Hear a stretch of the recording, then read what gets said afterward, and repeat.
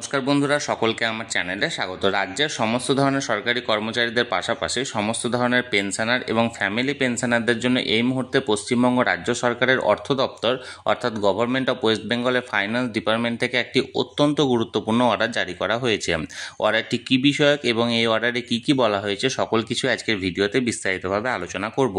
ভিডিওটি সকল সরকারি কর্মচারীদের পাশাপাশি সমস্ত ধরনের পেনশনার এবং ফ্যামিলি পেনশনারদের জন্য অত্যন্ত গুরুত্বপূর্ণ, তাই প্রথম থেকে শেষ পর্যন্ত অবশ্যই ধৈর্য সহকারে দেখবেন এবং ভালো লেগে থাকলে অবশ্যই একটি লাইক করবেন এবং সকলের সঙ্গে শেয়ার করবেন।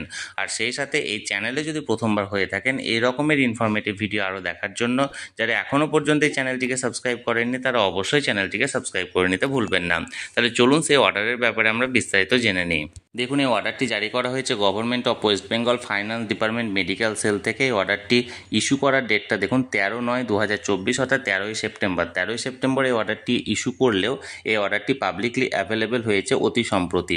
দেখুন, মেমোরেন্ডামে কি বলা হয়েছে, the beneficiaries of state government employees or pensioner or family pensioner are enrolled under West Bengal Health Scheme on the basis of definition of family notified in terms of number eto date eto and number eto date eto respectively, with all subsequent amendment issued from time to time for availing medical facility and treatment under the scheme.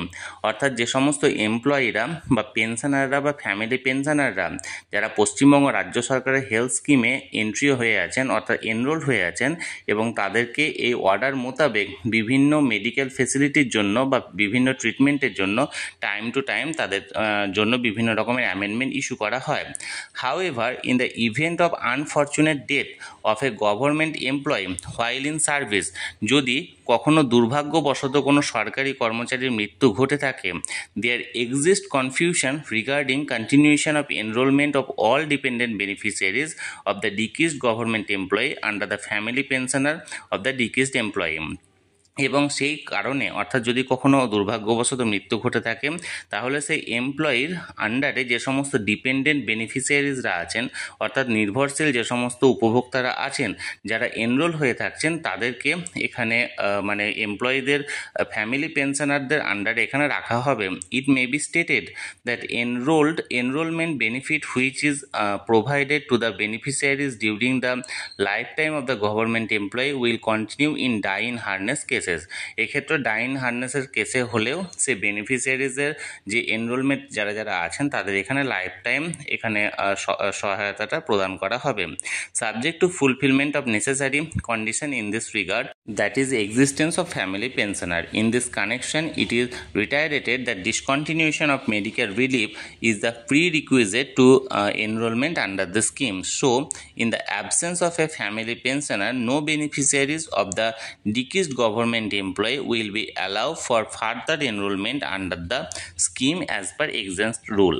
অর্থাৎ এক কথায় বলতে গেলে বিষয়টি হচ্ছে এইরকম, যদি কোনো সরকারি কর্মচারী WBHS অর্থাৎ ওয়েস্ট বেঙ্গল হেলথ স্কিমে নিজেকে এনরোল করে রাখেন এবং যদি তার চাকরি চলাকালীন কোনো কারণবশত মৃত্যু ঘটে থাকে দুর্ভাগ্যবশত, তাহলে সেক্ষেত্রে তার আন্ডারে যে সমস্ত বেনিফিশিয়ারিজরা এই স্কিমে এনরোল ছিল তাদের এনরোলমেন্টটা কন্টিনিউ থাকবে ততদিন পর্যন্ত যতদিন পর্যন্ত সেই কর্মীর কোনো ফ্যামিলি মেম্বাররা ফ্যামিলি পেনশনারের জন্য যোগ্য হিসাবে বিবেচিত হবেন।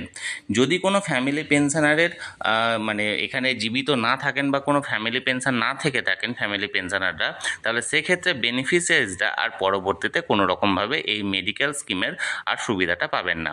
অর্থাৎ যদি ধরুন কোনো হাজব্যান্ড মারা গিয়ে থাকে তাহলে তার স্ত্রী যতদিন পর্যন্ত জীবিত আছেন এবং স্ত্রীর ওপর নির্ভরশীল যে সমস্ত বেনিফিশিয়ারিজরা আছেন তারা এই স্কিমের আন্ডারে যেটা ট্রিটমেন্টের যে সুবিধা সেই সুবিধাটা পাবেন। কিন্তু তার স্ত্রীও যদি মারা গিয়ে থাকেন তাহলে সেক্ষেত্রে তার আর কোনো বেনিফিশিয়ারিজকে কিন্তু এই সুবিধাটা আর প্রদান করা হবে না।